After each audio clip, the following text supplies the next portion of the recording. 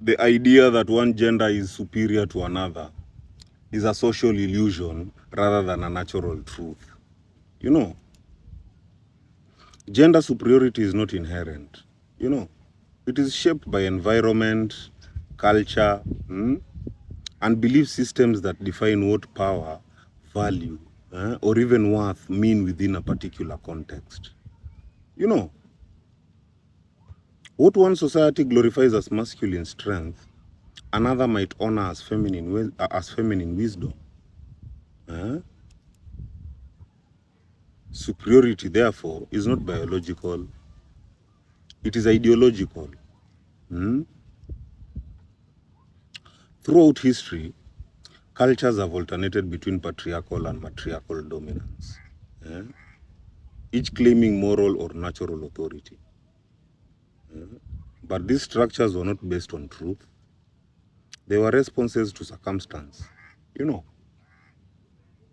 like for example, agricultural societies favored physical labor and thus elevated men, while spiritual or even tribal communities often revered women as life givers and nurturers of balance. In essence, gender power evolved as an adaptation to environment, not as an eternal hierarchy. You know, modern society, however, inherited rigid gender hierarchies from these systems without questioning their origins.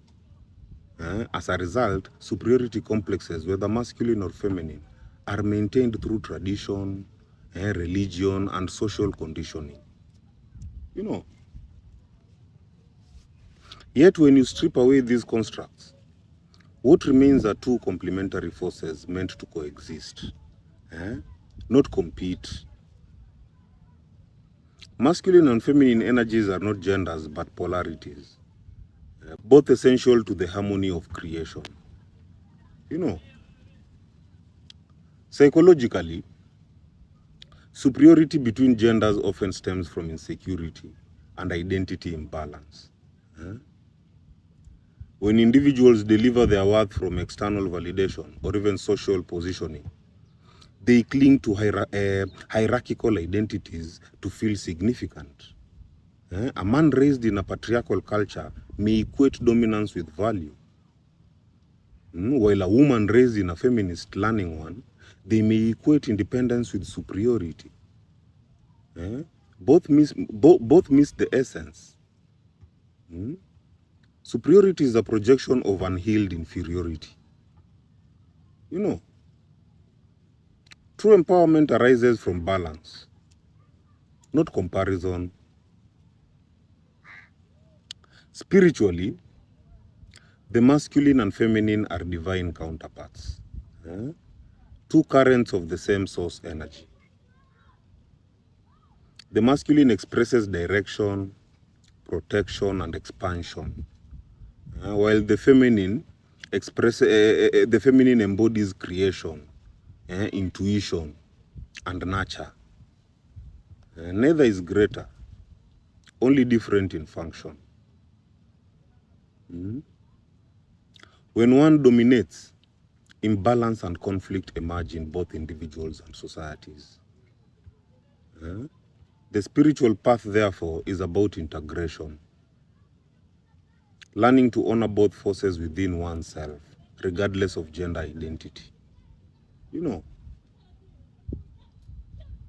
in short, no gender is superior, only more conditioned by its environment. What people perceive as better is often what culture rewards, not what truth defines. Equality is not sameness. It is coexistence in harmony.